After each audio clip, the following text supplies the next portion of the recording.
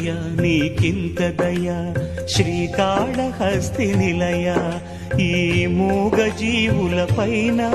ఈ అల్ప ప్రాణుల పైన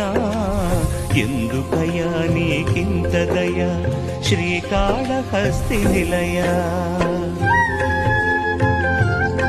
అల్లుకుపోయిన సాలీడు అగ్నికాహుతైపోయెనని పూజించిన గజ సర్పములు పోరు సలిపి మరణించెనని ఎరిగితివి ఎగకరగి కరుణే కురిసితివి సేవించిన పుణ్యముచే అవి తరించిపోయినవి ఎందుకయా నీకింత దయ